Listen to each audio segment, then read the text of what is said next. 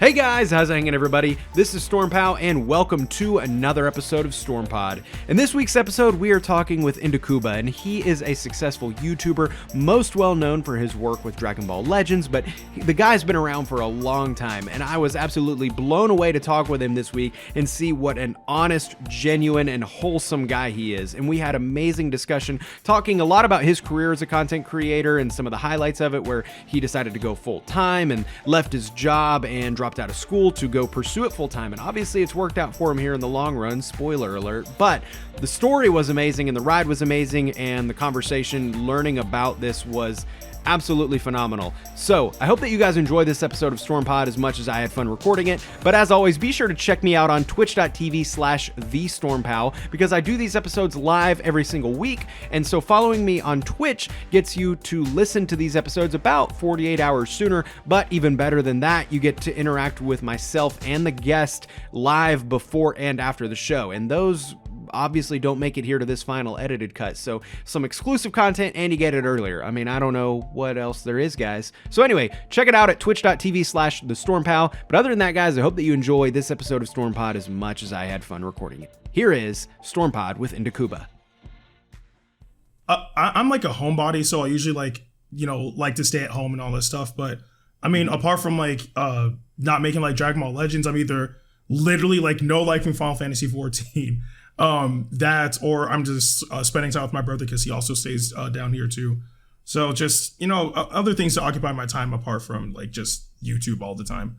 Like I wish I had like other like hobbies and all that stuff, but like we said earlier, it's like, as you get older, it's kind of just like, So, yeah, I'm kind of just like reserved in the house. That's just me though. No, that's fine. Yeah. So like you play a lot of Final Fantasy, or like what other kind of games are you into? Oh Lord. Well, definitely Final Fantasy. I know Life, Kingdom Hearts 3. I've been playing Fire Emblem 3 Houses, Persona 5. Holy crap, that game is amazing. Oh my God. I wouldn't even know what else, honestly. Because apart from like Dragon Ball, because I was gonna say like Dragon Ball Fighters. Smash is another one I play constantly. So yeah, there's other things apart from Dragon Ball that I play too. I say this on almost every single one of my streams, but I want to get into Smash so bad. Like, I watch gameplay of it and I'm like, this looks really fun, and I play it every now and then, but all I can do is like button mash, but it's still a blast. That's the glory of Smash, man. It's just like, you honestly just pick up the controller, and even if you button mash, you can still get it OP. I freaking love Smash. Who do you main in Smash? I main Ike, which is a weird choice because, I'm assuming Smash Ultimate, right? Yes. Yeah. So I've been in Ike main for, I'm assuming 12 or almost 12 years now. Mm-hmm. I think it'll be 12 years in a few days because Brawl came out. Yeah, man. It's like in Brawl, Ike was like, he was strong, but he was trash. And then Smash when you came out and he was better, but not that good. And then Smash Ultimate came out and he's finally good. And like people always get on me talking about, so you're maining Ike because he's a high tier, or at the time he was high tier. I was just like, no, I've used him for 12 years. Like, what do you want me to do? So yeah, man's got some loyalty, That's my boy Ike. And then what about fighters? Did you add Kefla to your team, or? I am trying to put her on my team because my original team was Rose, Super Saiyan Blue Vegeta, and Ultimate Gohan. And then I know they changed up Super Saiyan Blue Vegeta to a point where I can't even use him anymore. So I'm trying to get Kefla in there somewhere, and I'm trying to get Gogeta in there somewhere. But yeah, I'm pretty sure I can make something work if I keep on trying. Yeah, I've heard like a lot of back and forth. I haven't really played enough of it. I'm not a huge Fighters guy. Like Fighters is kind of like Smash. Like I love it. It's so fun, but like, oh my God, I'm horrendous. Yeah. Like Fighters is the type of game, like the single player on it is so easy. Yeah. So easy. And you get this confidence boost. You're like, oh, I'm awesome. I am Goku himself. I can do this. And then you get online and like, it's a whole new world. Yeah. Yeah. I mean, how long has Fighters been out? Like 2 years? Like 6. Okay. Yeah. Probably. Yeah. It's like people are good at it by now, Like I don't know how people do it, man. It's like, because as much as I love fighters, I don't know if I can put that type of dedication to get good at that game. Much like kind of like what I did with Smash. It's like, I don't know. It's just like, it's learning all the combos, what works, what doesn't work. I'm just like, I'll just stick to Smash. Smash is my bread and butter. I'll stay there. So That's true. Yeah. Like sometimes, like I think for Smash, it's easier for me to be like, okay, I'm terrible at this, but I have fun. But like, whereas fighters, like, I don't know, sometimes I'm like, I'm so bad at this. Like, I just like literally, it is just my ass, my opponent's hand, like put right there. It's yeah, it's wild. But, so, okay. No, nothing wrong with being a homebody. Like, and like we were talking before we went live, like, yeah, it's like, I feel like at a certain point, like you just, you find it hard to do hobbies, especially, working full time and everything and all that. Like, literally, like at work events or school events or whatever, like I always hated like the 2 truths and a lie, all those little dumb icebreaker games and stuff. But like the simple question that I always hated the most was like, what are your hobbies? Like, I remember there for a while, like every time I would like date a new girl or something like that, and I'd go to meet her parents, they would ask me, yeah, what are your hobbies? And I'm like, I mean, just, games and games, you know, that's a toughie because like, yeah. So, okay, that's cool though. And then as far as YouTube goes, like I saw you started that about 7 years ago, which is crazy. I mean, so how's it been 7 whole years? Has it been that long? Okay, hold on. There's no way it's been that long. Technically. Now, I don't know. There were a lot of uploads where like, your face wasn't in it or like your voice wasn't. So I don't know when that started exactly. So we might have a little loophole here, but. I'm really sure. You're right. It was 7 years. Okay. So, I don't think a lot of people know this about me, but, I started YouTube not because like I was planning to like, grow and like, do whatever. It's honestly because, and please nobody in the chat roast me about this, but oh, I can't wait. There was a game coming out in 2012 called PlayStation All-Stars Battle Royale. Oh. Yeah, and I was actually pretty hyped for the game. So I was just like, you know what? I'm gonna like give my thoughts on like, who I'd like to see in the game, because I genuinely thought we were gonna get like Crash, Spyro, Cloud, all those characters, and it just didn't happen. But I think the first video I uploaded was a trailer of Heihachi and Toro, and overnight it got I think like 2,000 views, and I was just like mind blown. I was like, wow, okay. So after that, I was like, you know what? Let me start like giving out ideas on like, who I want to see in the game, all that stuff. So I started doing those type of videos and it got more attention. And then of course the game came out, I covered the game and honestly kind of went from there. And I think what kind of solidified me on doing YouTube as like something I really wanted to pursue, it was in 2013, I believe. And I just got an actual I didn't have my capture card, but I wanted to test it on the Dragon Ball Z Budokai HD collection. And I was doing like, what if like battles, Super Saiyan 4 Goku versus Super Saiyan 2 Teen Gohan or some random crap like that. And a lot of people seem to like that more than PlayStation All-Stars. And of course, like I'm a huge Dragon Ball fan. So it kind of went from there, because after that I think I did Battle of Z, which is so sad because that game came out on my birthday. Oh, God. And after Battle of Z, then I think it was Xenoverse 1 and then Xenoverse 2. And it kind of went from there. It honestly just became something out of nowhere, from honestly me just being hype about a game to like me just like being able to pursue my love of Dragon Ball through YouTube. And I guess in the process, like I'm also able to make people happy, because that's one big thing about me. It's just I want to make sure that through my content, I'm able to make people happy. And as I grew on YouTube, I figured out how to refine my craft. For example, like how I talk now is because of the fact that like I think YouTube was kind of like a speech therapy for me. Because if you go back to my first commentary video, oh, Jesus Christ. But yeah, like through like perfecting my craft and all that stuff, I'm able to make people happy and all that stuff. And that's kind of like where I am today with YouTube. So it's just, it's been a long journey, but I still can't believe it's been 7 years. I didn't even think of that until you brought it to my attention right now.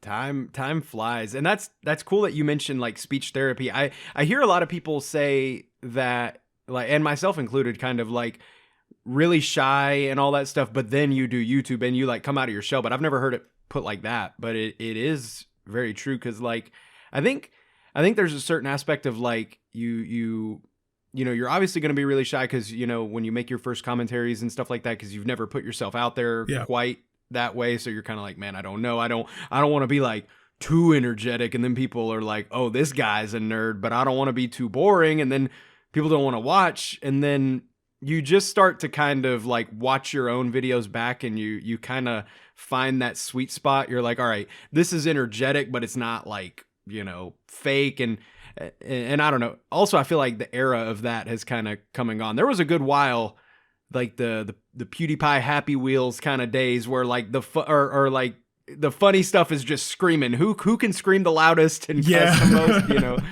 But like I think YouTube has kind of hit that plateau where it's like, all right, just be a normal person, which is cool. But yeah, I was kind of looking at like quick timeline and I was like, okay, so you started like seven years. And then I saw this video where you were announcing like you hit 1,000 subscribers and that was in like 2015. Like, I think it was basically like almost like New Year's 2015. And then, so I'm like, okay, so about 2 years and you know, 1,000 subs. So like that, like nowadays that's a grind. You know what I mean? Like, I feel like back then that was pretty normal. Cause like people weren't just like getting big from YouTube left and right. Like, you know, I feel like it was, people say it's harder to get big in content creation now. I almost like, I agree and I disagree. Yeah. You know, I think back then I feel like it was way more rare to hit like even 1,000 subs, but then only in like not even a year and a half, you were at 10K.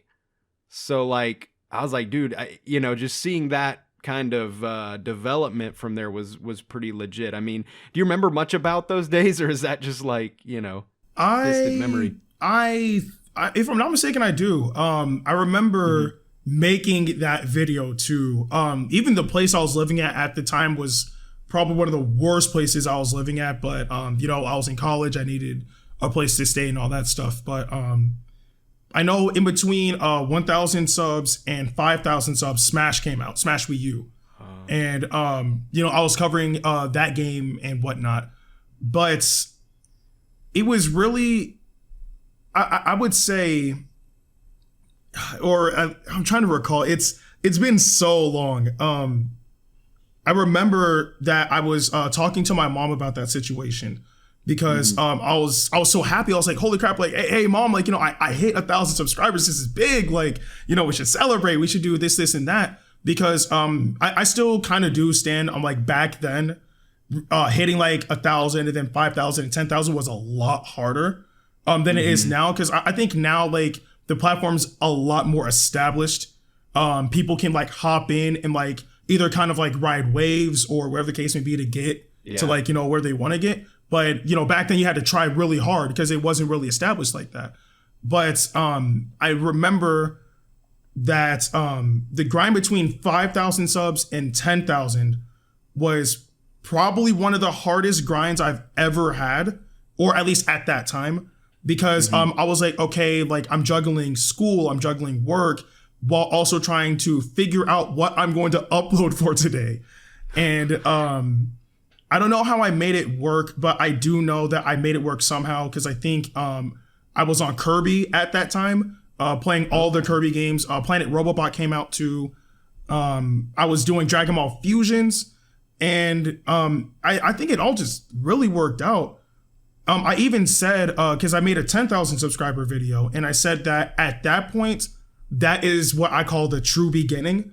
Because even if it's like a hard grind to get to, you know, 1,000 subs to 5,000 to 10,000, from 10,000 up is a grind. Because the ultimate goal from there is 100K. Because, you know, everybody wants to get the silver play button. So I'm like, this is it. This is like where I truly start to see if I can make it there. And I'm still shook that I made it.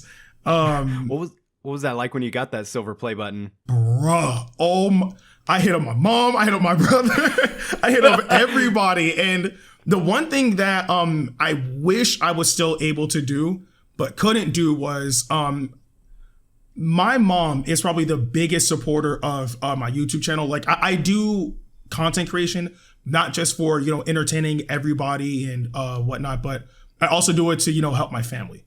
Right. Mm-hmm. So I wanted to show her that from what I'm doing, like it's actually paying off, So I wanted the plaque to be that symbol. And instead of just like, calling her and be like, hey, I did it, and like sending a picture of it, I wanted to fly back home and I wanted to take it with me. And I wanted to be like, Mom, this is like, the result of all my hard work. I'm letting you know that even though I didn't follow along the path that you would have, preferred that I took, that I'm making it work and I'm doing this for the family. So that's what I wanted to do. But because of the fact that I was really busy, I wasn't able to fly back home to do it. So I ended up just having to call her and like send her, a picture. But I did say when I come back home, I'm bringing it with me so you can see like firsthand that everything's working out. But yeah. That's awesome, man. And talking, a little bit about that. We were talking before we started going live, and that was when I was like, all right, we got to go live because this is getting this is getting exciting here. I loved what you were telling me earlier about getting started. So I guess kind of to go back, like at what point was content creation something where you were like, I want to do this? I guess what made you want to go from being viewer to like creator, and you're like, okay, I can do this? I'm gonna be honest with you, it kind of just happened. I remember that before I even got my first capture card, which ironically I still have too, which is so weird, but I was PVR. The HD PVR 1 to be specific. I didn't get the 2. I wish I had the 2. But yeah, I think before I got my first capture card, I had a PS4, the original PS4, and I was uploading like Call of Duty and like Resogun and all that stuff, but I was doing it just to do it. It wasn't until I got partnered in 2013, like very late 2013, that I was like, okay, like I can actually, earn something from this. Mm-hmm. Okay, well, let's see where this leads, And then I started uploading, this, and I uploaded that, and like, it kind of just went from there. But I genuinely never thought that something that started off as like me just like doing it for like, kicks and giggles ended up being like my job, So yeah, it's still weird because I still ask myself that question to this day. It's like, holy crap, how did this happen? So yeah, it really just happened out of nowhere. Honestly, it just became a thing. That's cool. Yeah. I mean, just kind of casually like, all right, man, I'm gonna upload these videos, and now it's like, okay, I can make a couple bucks here and there doing this, and it's like, okay, now like a substantial amount of people, give a crap about this, and like it's more than a couple bucks, and it's that's pretty cool. Yeah. And then so going back to that, I guess, so you do it full time now, pretty much, right? Perfect. So like give me a little bit more about like that. Like I said, I know we were talking before we went live, but kind of about when you decided like, all right, I can do this now full time, like, and making that decision. Oh yeah. So, I was, in college at that point. I've been doing YouTube for like a little while, and, to be specific, it was 2016, and I was working a crappy college job at 7-Eleven. And there was just a whole bunch of like nonsense that I dealt with. Like I dealt with racism, stuff that I never thought I would see and whatnot. And at the time I dropped out of school. So it's just, your parents want you to stay in school. They want you to graduate and whatnot. But school just wasn't for me. Because personally speaking, like I'm under the notion of education is important. School, if it's not for you, isn't. Because like you can learn like, practically what they teach you at school online for free. But that's just me. Anyway, so I was getting absolutely sick and tired of my job, but it was the only thing that was paying the bills. And I was also doing YouTube. And I hit up my mom and I told her, look, I want to make a deal with you. Give me 1 year. That's all I ask. If I can't make YouTube work in 1 year, then I will give up and I will just go back to school and do like what you wanted me to do. But if not, then like, you can't tell me I can't ever play video games again. And throughout that entire year, I just grinded non-stop. Like I made sure that I was going to make something happen from nothing. And surprisingly, it all paid off at the end of the day. I realized that at the time I was earning more on YouTube than I was from this job. And I think I've also said this on a live stream back in 2016, but there was one big thing that also made me quit that job. Is because I had an allegation said towards me and I was on vacation. So I was like, how is that even possible? I'm not here. So I quit that job and I grinded out at the time Kirby Planet Robobot, Dragon Ball Fusions, I believe the Japanese version of the game. And it was enough for me to, again, quit that job entirely and make this work. And I think what's better is in November of 2016, my brother came to my college town because he moved away when he graduated. And he was just like, hey, look, bruh, I want you to move to Arizona with me, right? And at the time, again, I wasn't in school. I was doing YouTube full time at the time. And I was kind of just there. So I was just like, all right, why not? So I moved to Arizona on a whim. And I think that's what really put me into the mindset of, okay, this is my job. Now I got to make sure I can maintain it. And from there, I grinded like a freaking madman. And then here I am today. Still glad to be doing this full time, living in Arizona and doing my thing. That is pretty crazy. Do you know Call Me Carson? I do not. Okay. So I don't know how big he is exactly. He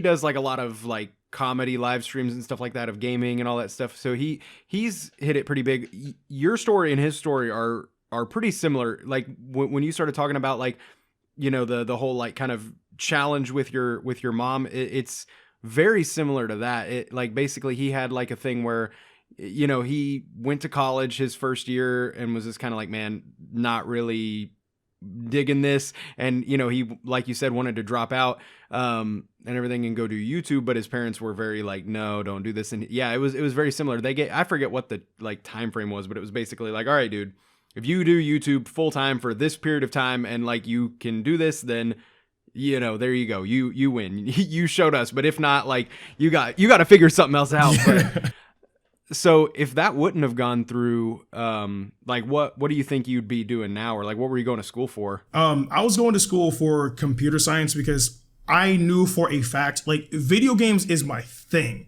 right? So I was going to try to be in the industry one way or another. So I was originally going to do computer science and then try to flow into like game development. But it just completely fell through. Like I realized like early on that it didn't interest me, like at first, like it was cool to experience, the college life and, like meet new people and all that stuff. But then I stopped going to class and then I just got really demotivated to like just experience college like that. I was just like, I don't want to do this. Like I want to be able to do my own thing. Like, cause like I can work a 9 to 5, but it's like, I would much rather work for myself. Like I want to do my own thing. And it went from there. It's weird, but it happened. Yeah. I think a lot of times like people, I guess what I'm trying to say, I feel like working in the video game industry is like as a developer or something, and I'm sure there's people who will disagree. I feel like it's not as glamorous as it sounds when you're growing up, Yeah. I mean, I'm sure certain companies make it fun, but like you think like, and I remember there used to be these commercials that I'd see on TV, and they would be like, go to school to become a game developer, and it just basically shows these guys, and they got these headphones on, and they're playing this game that looks like Doom, and I'm like, oh, that looks fucking sick, But then it's like, in reality, it's a lot of science, a lot of coding and all that. It's just kind of like, man, it's crazy. Because one of my friends from college ended up trying to be a game developer too. I haven't followed up with him in such a long time. I mean, he seemed to enjoy it, but I saw like all like the scripts that he was writing for game coding. I was just like, yeah, I don't know about all that. Yeah. I think if I were to like somehow learn game coding all of a sudden, I feel like, as opposed to like being like, all right, I'm gonna go try to work for, some big company or something like that, I feel like I would try to just make some app and make $1 billion. Like, we were talking in my live stream, I think it was last night, about like the game Flappy Bird. The dude was making like $50K a day or something like that off of Flappy Bird. Like, and I guess it was just basically, I mean, the only thing I can think of, because I don't remember there being microtransactions, I think it was just ads, like little ads that would be on the game. Yeah, but a ton of people played the game, and what's crazy is I remember I read like the interview with the dude, and it's just like, he was just like, I didn't want to earn this kind of money for this game. That's the reason why he took it down. But like, the crap was like mad popular, just a simple app game of tapping to like go through the pipes and crap. That was it. It's wow. Because I was like, I feel like, thinking of that game now, I feel like that was probably like, maybe first or second year game design student, and it's like, all right, your exam or your midterm is like, make a mobile game, blah blah blah. You've got like a month to make this game, and like, he's just kind of like, okay, cool, simple thing. The bird, it flaps its wings. We'll call it Flappy Bird. Yeah, yeah. It requires literally one function, and that's tapping your screen. And they're like, okay, this is cool, for a first year student. And then he's like, okay, cool. Well, let me put this on the App Store and just money. Yeah, crazy money. Buku money. But yeah, so I'm like, I think I would just try to. But like, stuff like that is like so crazy, because like stuff like that you like can't do on purpose. You know what I mean? Yeah. There's certain things that just go viral for like no reason. Especially if it's like, I think it was somebody who made it popular, because I forgot. I'm pretty sure it was like a YouTuber or like a Twitch streamer who just like played the game, like everybody like picked it up in like a huge wave, and like it just took off. But yeah, I still remember no-lifing that game, and I think like the furthest I ever got was like 350. So jeez. Yeah, I was on that game like crazy, and then I was just like, yeah, I've had enough. So yeah, and like the mobile gaming market has just gotten crazy. Like I mean, nobody quote me on these, or anything like that. I'm no fact person. I get like, not with this type of stuff. So it's like, I think like the mobile gaming market made more money than like console games and like AAA, like as far as a market, as far as revenue goes last year, I think. I could see it. Yeah.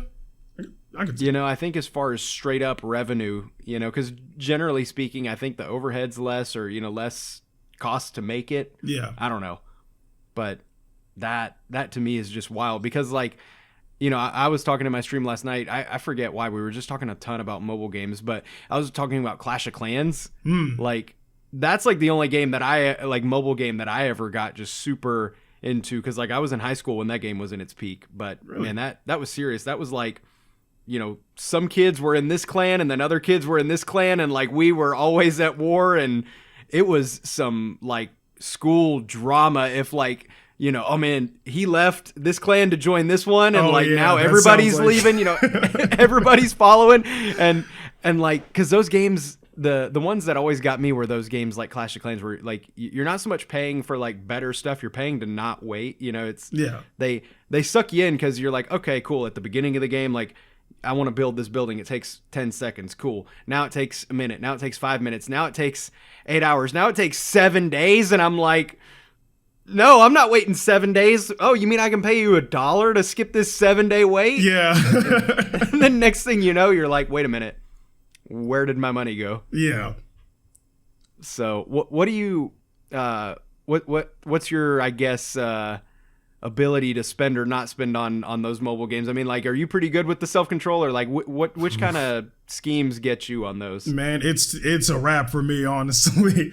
I remember I actually used to not even be like a mobile game player, I guess, because at the time I think it was Dokkan that was like really the one big mobile game that I knew of, apart from like Pokemon Go and all that stuff. And after Dokkan, I got into a game called Kingdom Hearts Union Cross, but that's just because I'm like a huge Kingdom Hearts nerd.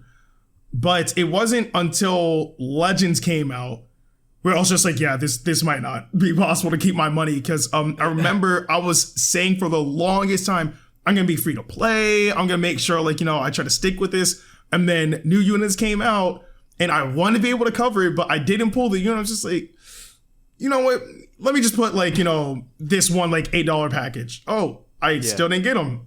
Let me try again and again and again. It's just, it went completely out of control. Now it's just like, I just do it just so I can make the content. But I mean, I enjoy the game too, but Legends is what sunk me down that hole. Like it's, yeah. And like, I was watching some video, this was a long time ago, but they were talking about like the main thing is like breaking that seal. Like a lot of games have these promos for like, your first time because basically they just want you to spend that $1 with them. And then you've broken the barrier. You're like, okay, it's okay. I've already spent money on this game. What's another couple bucks? And then next thing you know, you're homeless. Yeah. So throughout this conversation, like I've heard you mention a couple of like more obscure games, like you're really into Kirby and like all that stuff too. Okay, so, and I know you said that you like had like this passion for Dragon Ball. I mean, is that like, was that kind of, I guess, what would be like some of the earlier games that got you into gaming, if you remember at all? Oh man, okay, so I remember actually I think I remember all of them. I was either 4 or 5 years old, and I had a Nintendo 64. This was back, I think, in around 2000. And our mom got me and my brother this game called Star Wars Rogue Squadron, I believe, 2. And I don't know what it was, but there was a particular portion of the game. I think I was just like too young to understand what to do. But you're supposed to go through, I think, this like chasm and not get detected. And for some reason, I always got detected no matter what. So I would like constantly play the game over and over and over again. I just couldn't get past that part. And I think that's kind of like what got me hooked, because like I knew I'm not going to stop until I actually beat it. And then that was only for like consoles and like staying at home. But then I remember also that same year, my mom got my brother and I Game Boy Colors. And she also got us Pokemon Gold and Silver. My brother, he was a fool at the time, but obviously he didn't know any better. While our mom was at work, he snuck into her room, like stole a Game Boy and stole Pokemon Gold. And he's just like, yo, come here. Like, I have this cool game. We're just like, how did you get it? I don't know, but don't tell mom. Oh, okay. And knowing me, I didn't know any better because I'm the youngest. So I was just like, oh, hey, mom, check this out. So she got pissed off at him and she pulled out the other Game Boy with silver. She's like, here you go. Happy, like, Merry Christmas. And at that point, oh my Lord, I took that thing with me everywhere. Like school, church, other places. But yeah, I think that's kind of like what started like my passion for gaming, because then I learned about the Super Nintendo. I learned about the NES. I learned about the Genesis. So many other consoles, played so many other games, and it kind of like solidified that like this is the kind of entertainment that I love. And I think what was the final nail in the coffin was in 2008 or 2009, one of the two. I was supposed to be on TV, right? I was supposed to be on TV for a school event at my junior high. And that same day, it was a Sunday, the news station was going to go live with it, I think at like 5 p.m. And 1 hour before it, my cable cuts out. So I'm just like, dope, I can't watch this. So Yeah, and since then I've never had cable, but at the time cable was like kind of prominent, but like internet was slowly coming in. So I had a Wii, I had Smash, and I had access to the internet. So I'm just like, screw that. Like I got games and I can play online. Yeah, that's it. So yeah, that's kind of like what set me on like gaming for like my former thing. Some poor, cable guy up at the top of a telephone pole meaning to connect something else and screwing up, man. He started an addiction. Yeah, bro. I'm just like, why did you do it on that day? But thank you, bro. Like, I guess, yeah. Like, so you never, and of course, like you said, this was before internet, so you probably never got to see, and like when you're a kid and you're on TV, that's some big stuff. Man, I was so sad. I remember I went to school crying the next day. Oh, and man. My principal called me into the office because not only, like were we on TV and all that stuff, but for the school district I was in, we have like, a front page for like the school district and all that stuff, and I was on it. So he like printed it out and laminated it. He was just like, I heard that you weren't on TV, but you were on the front page of the school district, and here you go. I was just like, this makes me feel a little bit better. So yeah.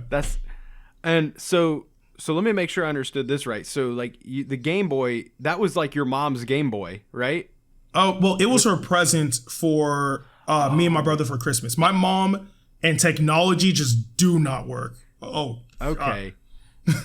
Because I was thinking that, like, I was like, man, I was like, this is wholesome as hell. You hear about like, like I took this pack of cigarettes from my mom's purse, or like, I went into my dad's liquor cabinet, and I'm like, y'all took the Game Boy out of your mom's purse, and you're like, okay, but that works. No, like gold and silver for me, like, that was kind of like a similar thing. Me and my sister, we played the hell out of that, like. And we tried to like, and I was younger, like I'm like 3 years younger than my sister. So like, honestly, she was always way better at games, like especially like RPGs and stuff like Pokemon, where like, you can't just like press buttons or whatever. You kind of have to like understand. But like, so I know, like, God bless my sister, because like she would like work hard and like get these teams, and then I would just like go and waste the money in Pokeballs on stupid crap, and I just like go and buy whatever looked cool, like, and everything, and I would just ruin our teams and stuff. It was I was definitely the annoying little brother, so I don't know how your guys' dynamic of like sharing a Pokemon game might have been. Oh, how was it? I remember, okay, let's see. I know my brother was really big with water types. Because his first Pokemon was Totodile, and I'm big on fire types, so I picked Cyndaquil because, I mean, even to this day, my favorite Pokemon is Typhlosion. But yeah, again, I'm like the bigger gamer, so it's like, even though my brother, he had the game for I think a few days too before I even knew about it, right? So by the time I knew, he was already at the 8th gym leader, right? And I got the game, and I think in like 2 days I beat the game before him. I was just like, bro, what? How? But it's because like his teams weren't really that good, right? He had like Feraligatr and like some random crap, and then here I come, I have Typhlosion, Lugia, and like all of them and whatnot. It's just like, bro, why didn't you catch Ho-Oh? Like, what are you doing?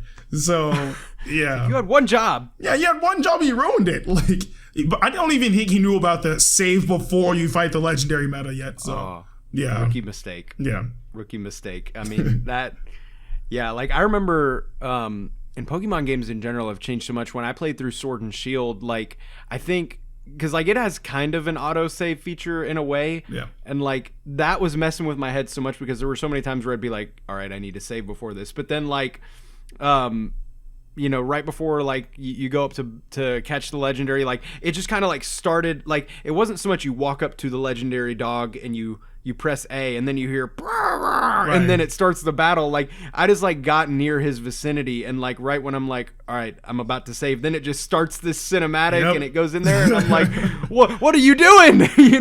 Kids these days will never know. Like they don't understand the like double save just to be safe meta. That was the most god tier meta ever, because it's like you would save the game, and then like even though you saved the game, it's just like, you know what, let me just do it one more time just to make sure. But yeah. Those days are like long gone, and even at that, it's kind of weird that you brought up a Sword and Shield, because I know they do have an autosave feature, but I think when the game first came out, autosaves were actually not breaking, but ruining save files. So everyone was just like, yeah, turn it off. So like, I guess in a sense, that meta still kind of existed for a little while, I think, until they fixed it. But that's right. Yeah. I remember, because that game had a rough launch. Like, yeah, I mean, even before it launched, people were like, you know, just ripping it a new one and everything. And then that happened. And I remember I was like, man, I want this game to do well. Like, I'm excited. And I mean, obviously, like, it ended up being a pretty, you know, decent game, I think, and everything. But like, and then it was like right after it came out, but before I was able to get my hands on it, I started reading that stuff on Twitter, and I'm just like, God, I'm so sorry, guys. Y'all are having a rough month, man. Like, you know, your game finally comes out after it had been leaked to death, and then you're bricking people's, you know, hard drives and stuff. Yeah, like, it was a whole mess. Holy crap.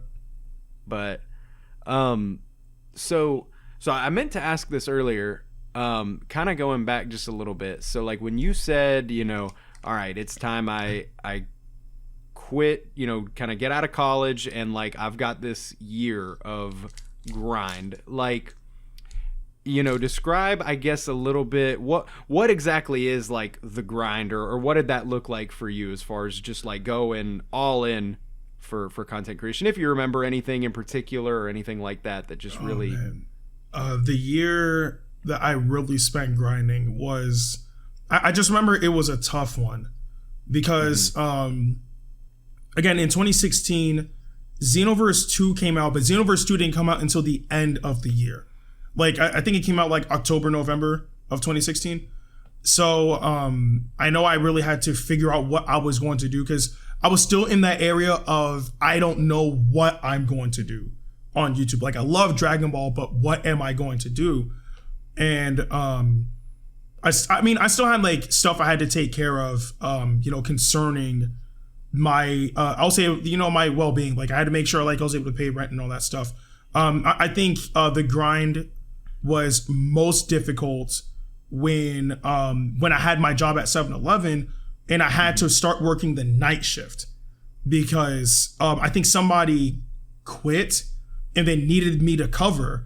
And then afterwards, I guess I did it so well that they kept me on that shift. So it kind of ruined everything, because, you know, I'm used to being active during the day, asleep during night, and I had to completely flip that.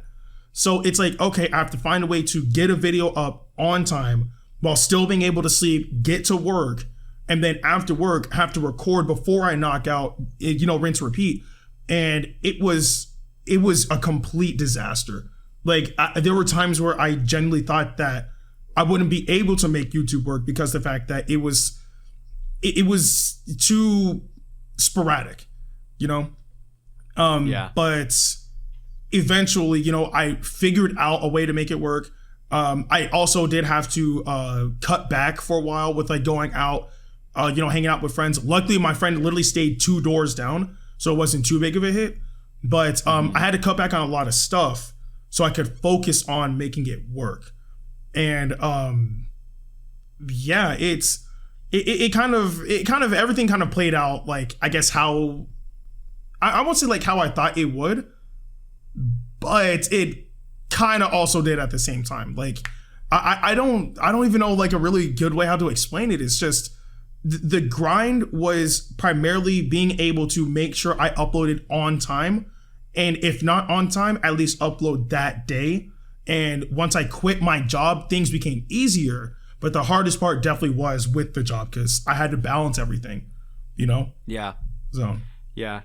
Man, my job right now that I have has the possibility to do night shift, and I really thought about it, but I talked to my fiance because she does night shift. She's a nurse. Oh, okay. And yeah, and so I was like, because she does night shift, and she just kind of like, when she started doing it, it was just because like low man on the totem pole, no seniority, so like you get last pick of schedules, so like boom, here's night shift. But like she got to where she ended up kind of liking it, because, you know, for one, like at a place like that, you know, it's a little bit more quiet, like there's less like management hovering over your shoulders while you're working and stuff, and you know, just kind of a different environment and everything. And also, like, usually, you know, I don't know if 7-Eleven did, but like differentials and stuff, they give you a little bit more. So like, that's cool. But man, like, she can bounce back from that stuff somehow, but like I can't, because like some days, like normally also she'll work 3/12s in a row, and then so like she'll just like for 3 days she's night shift, and then like on the 4th day she'll flip, she'll like do something weird, she'll just have a boatload of caffeine, or the exact opposite, she'll just sleep for like 20 hours straight, and then she'll flip, and then she's like day schedule for like 3 or 4 days or whatever until she goes back to work and all that stuff. But like I don't think that I could do it, you know. Like I see her do it and I'm like, that's cool for you, but I think I am like too much of a princess when it comes to my like routine and stuff, you know. Like I like to get up and like have some coffee, you know, do this and do that, and like have my nice little morning commute, you know. Right. But so okay, I feel like we're probably, so you didn't, I guess, yeah, if it weren't for YouTube, do you think you would have like been cool with doing night shift? Oh God, no, man. Look, I have seen some stuff, bruh. There are things that I can't say on stream because if you post the VOD, it's going to get demonetized. I cannot say some of the things, bruh. It was bad. So yeah, no, I would never ever go back to night shift, let alone that job ever again. There's no way. That's true, because I guess working in a hospital at nighttime, especially since like where she like the like floor she works on is mostly old people with like heart problems. So you know what happens starting at about like 8 p.m. on those floors is those old people, they go to sleep, and you know, for the most part they sleep. Now by the flip side, you know, you got your crazies, your any medical person can probably give me this term, and I should know it from talking to her. The people, they get crazy at night. They have like a whole term for that. But yeah, like some people just like go nuts. But I would definitely, now that I think about it, working at a 7-Eleven in the middle of the night, like I bet you do see some very interesting individuals. Man, I've dealt with crackheads. I've dealt with. I don't want to remember. It's okay. It's okay. So they can't hurt you. They can't. I've dealt with some wild people, man. It's. I mean, there are some good days, you know. Usually, because when I did the night shift, it was on the weekends. So like I would, you know, get people coming back from like the club and like all that stuff. And honestly, sometimes they would just come in. We just like chill for a few hours, right? But then. I want to tell this story so bad, but it's just like it was bad. For the sake of like making sure like you keep monetization, I'm not gonna say the story. I'll say it afterwards. I was gonna say I don't have monetization on. My channel's not partnered, so you know you can. I mean, as long as I'm not gonna get like a terms of, you know, then I say the reins are open. Brother. Okay. I don't even know if it's this that bad or not, but I remember that there were these two girls that came into the store. It was after 2 a.m. and I was just chilling. They went straight to the restroom. I was like, okay, you know, they're gonna do whatever they want to do. The moment they came out the restroom, both of them stared at me, started like giggling and laughing, and walked out the door. And all I did was slowly turn to the restroom door. I was just like, oh, Jesus Christ. I walked in there and they like took a dump all over the floor and on the walls. And I'm just like, how? This is not possible. So I literally I turned the lights off. I closed the door to the restroom. I put like the little, that yellow like caution sign there. And I just left it there. Yeah.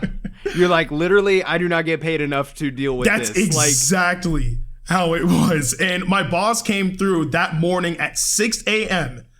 and they went to the restroom and they're just like, why didn't you clean this up? I looked at him and I was just like, do you really think I get paid enough to clean that up?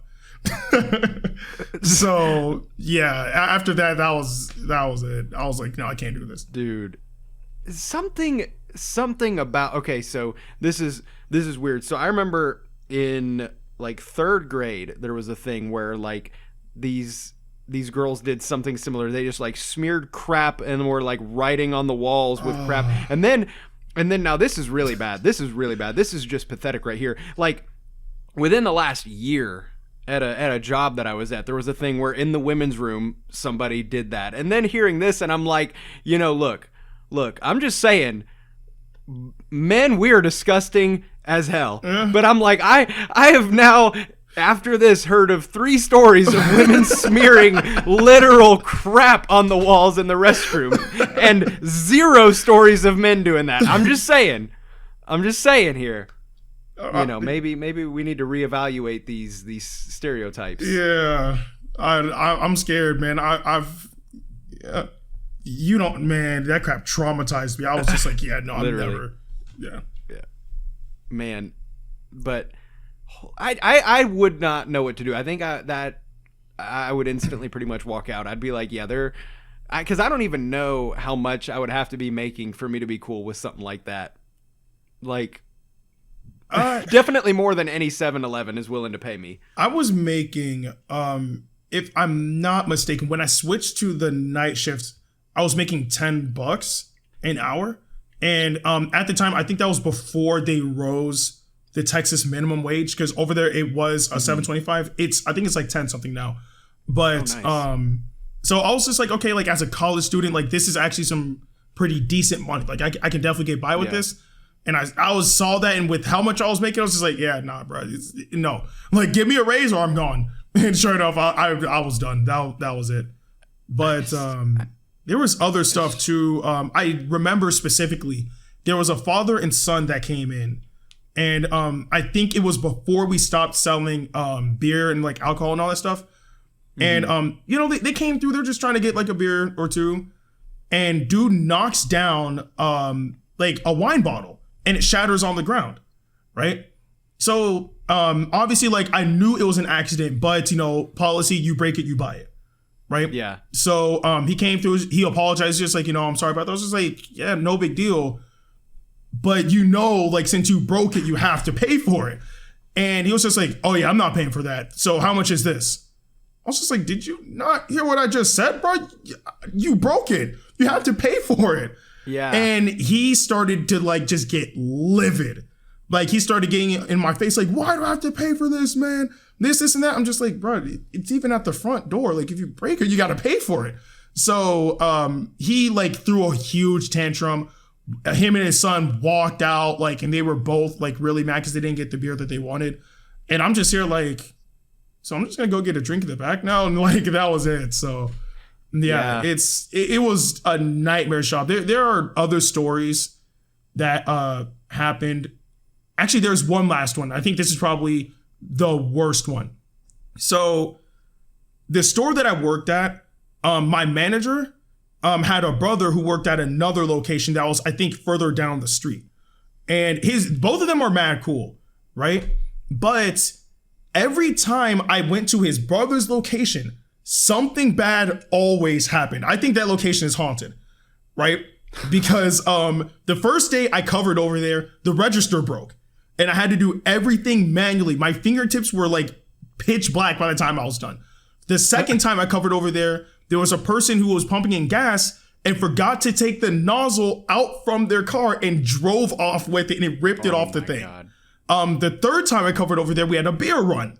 I was like, you can't be serious. And the fourth time I went over there, like people were getting pissed off at me because I was checking IDs. And like, I was just like, it's my job. I have to do this. So when my boss told me to go there for a fifth time, I was like, bro, look, you're cool. Your brother is cool. And everybody who works at location are cool. I am not ever going back over there, bro. I can't do it. There's just no way. But yeah, I think there are other stories, but I can't remember them all. But yeah, 7-Eleven was a freaking nightmare. So yeah, in summary, you were faced with the very easy decision of like, do I get paid like $10 an hour to like walk in on literal crap smeared and have drunk, father-son duos scream at me, or play some video games and make more than $10 an hour. Like, Tough choice. I don't know, man. Tough choice. Yeah. Okay. So looking, kind of more at your timeline, I saw, of course, like you hit your 10K subs, in about 2-3 years or so. And then surprisingly, I always like to see when the like quote unquote blow up happened, as far as like when did, because usually for most content creators of your size, around your size, or any bigger, it's usually pretty noticeable. It's not very gradual. So like, and I was very surprised. There was like, for me, what was like the noticeable blow up was in like October 2015. You did videos of this game, Dragon Ball Z Extreme Butoden, on the 3DS. Yeah. because I'm just sitting here scrolling and I'm like, okay, 1,000 views, 2,000 views, 1,000 views, like kind of in the 1 to 3 range. And then all of a sudden 30,000 views and all this stuff, and I was just like, I didn't even know this game existed, but like, I guess you must have like honed in on that audience, which is awesome, What's crazy is originally I actually was not planning to cover that game. But it was actually I believe Rhyme, who was just like, bro, you will be an idiot not to do this, cover this game. And I was just like, okay, like I'll do it, right? So I got the game and I did what I could with it. I didn't really know what I was gonna do, but I did something, because one thing that I realized is it's a 3DS Dragon Ball game, and not many people in the Dragon Ball community had a 3DS capture card. I think it was either me and like 2 or 3 other people. So I'm like, okay, like I can make this work. So I cover the game like head to toe, how to unlock all the characters, all the supports, getting Z ranks on missions, all that stuff. And it honestly paid off. And I kind of carried that with Extreme Butoden and also the Dragon Ball Fusions, because same thing, like not many people in the Dragon Ball community had a 3DS capture card. So yeah, like I didn't even realize that's when kind of, I guess, like my blow up happened. Like I was just playing the game at that point. I was like, this game's kind of fun. So yeah.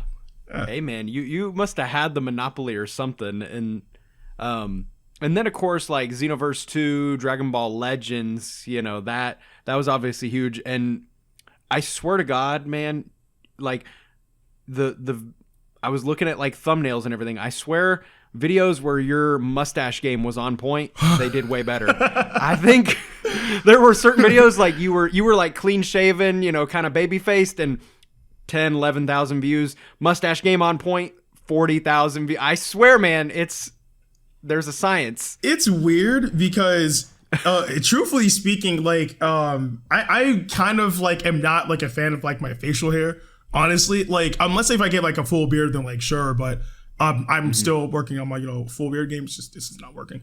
But I would have the mustache and like this little goatee, and people are just like, bruh, shave. I was like, okay, fine. So I shave, and like, bruh, don't shave. Wait, what? What do you want from me? Like, I can't like in between it. So yeah, I didn't even know that was a thing until you just brought it to my attention. Hey man, look, I don't make the rules, okay? I'm just saying. but like go look at your videos after this, and you'll I swear, man, like it does something. I think it must make you look more trustworthy. Like they see you without the mustache, they're like, some dumb kid. Yeah. But then they're like, this is a grown man right here. It's my trademark, you know what I'm saying? Yeah.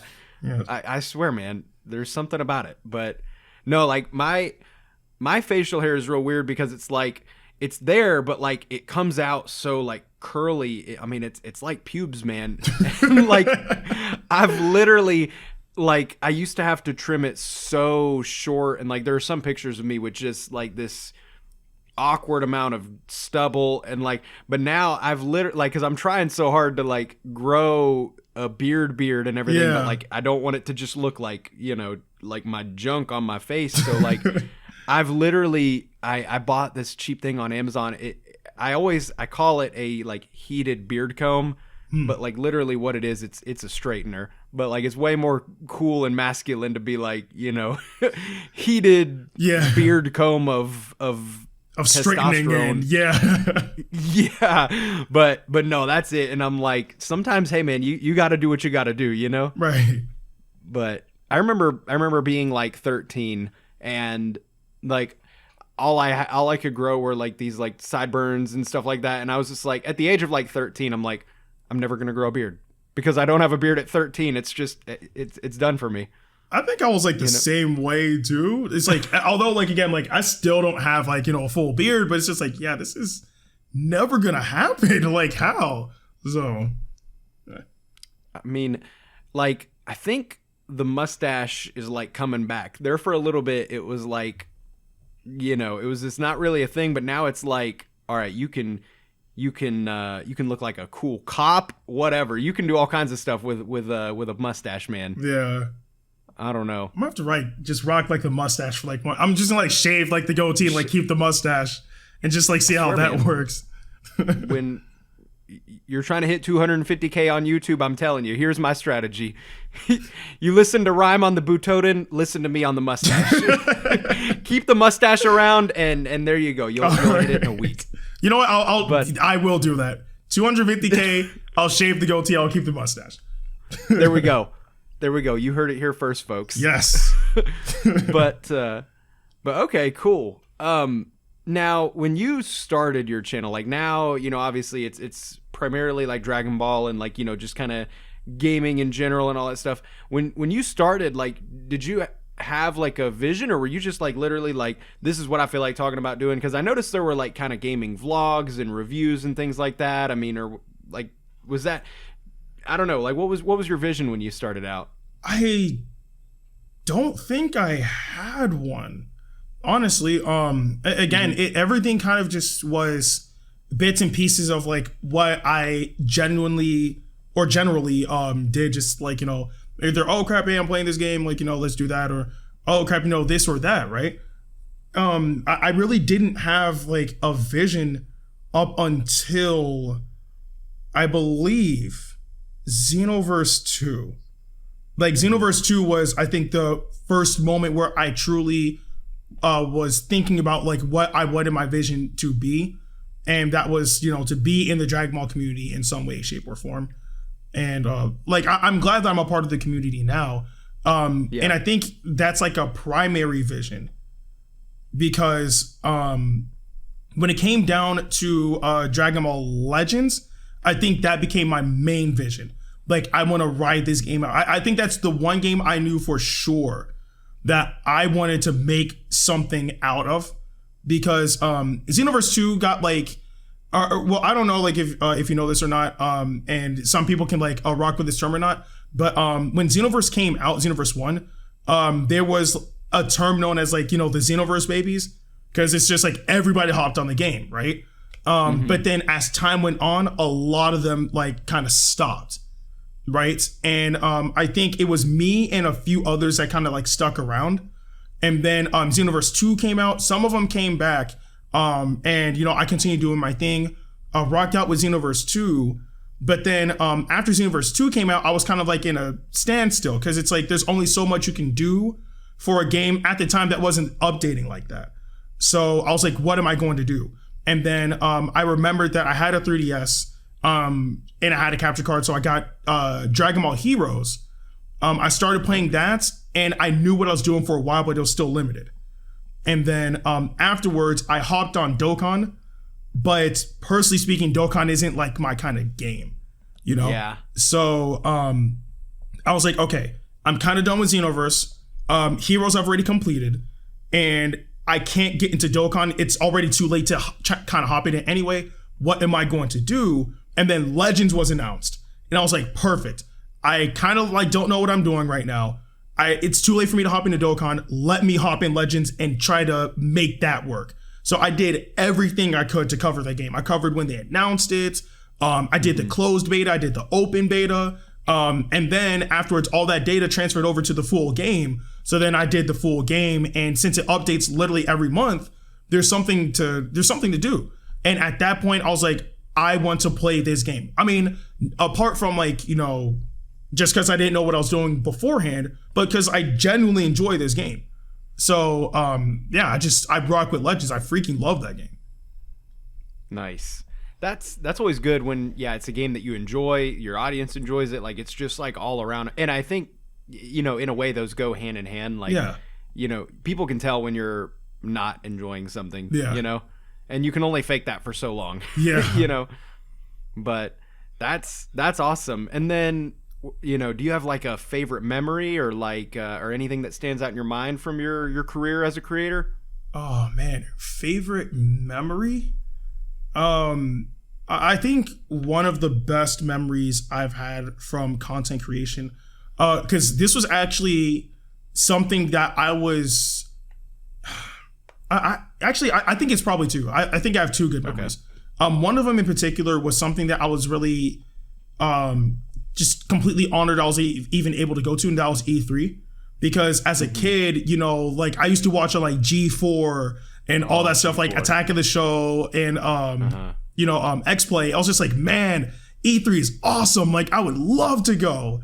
And then in 2017, I had my opportunity to go. And then I went in 2018 and I went last year too. Heck, in 2018, I was able to bring my brother with me. So I was like, you know, this is awesome.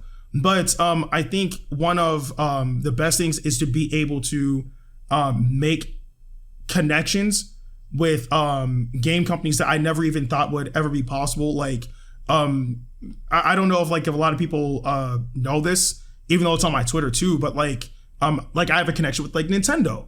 It's like, that is something 5-year-old me would be like screaming right now, you know? Yeah. So, yeah, it's like, you know, like with Nintendo and like other companies, it's honestly like an awesome feeling to know that like, you know, in my lifetime of like playing games, that I'm able to make these type of connections, you know? And of course, like I've made connections with like, you know, people along the way with content creation as well.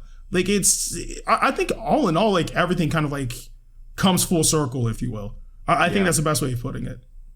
It really does. You know, you kind of, get to see the other side of everything, you know? What is being a like Nintendo ambassador? What does that entail, I guess? Dang, can I? No, yeah, I can't say because like it's not really NDA or anything. But as a Nintendo brand ambassador, of course, like sometimes you get games early, and you have the ability to, you know, promote the game for Nintendo and whatnot. And sometimes they'll bring you out to events to, you know, check out and make coverage of like whatever they're promoting. Like two specifically, I remember in 2017, the day after, was it the day after? I don't remember, but I do have the vlog on there. That Nintendo invited me to come and try out the Nintendo Switch before it released, which was awesome because like I went to New York and I got to meet friends that I only knew online for like actually a while too. I also got to meet Etika, like may he rest in peace. But I met Etika over there, and I had like a really good time. And then recently, I believe it was last year, it was a week before Halloween, they invited me to California to go and play Luigi's Mansion 3 before it released, because I believe that game came out on Halloween. And over there, I got to meet up with like, you know, some old friends. I made new friends, played the game. It was awesome. So, but yeah, the Nintendo brand ambassador program is kind of like stuff like that. So it's an awesome experience, honestly. That is pretty awesome. Yeah. And again, if only 5-year-old you could know, if only you, you know, early 20s walking into that bathroom stall in 7-Eleven would know it's gonna get better. Just don't worry, like they smeared crap on the wall, but it gets better, trust me. Yeah. Okay. So I guess one final question that I've got, and feel free to go as short, as long, whatever, you know, no time crunch here. Like I said, just feel free to go as much into this or as little into it as you want. Kind of scared, but let's do this. Oh man. And hopefully, or probably you get asked this a decent little bit. So it might be an easy one. But anyway, what's some advice you would give to somebody trying to get into content creation and be successful at it? And it's a very open-ended question, so I actually had this asked today. Okay. So easy mode. Some of the well, let's see if I can try to put it in my own words, because I think a lot of YouTubers kind of collectively agree upon this. One is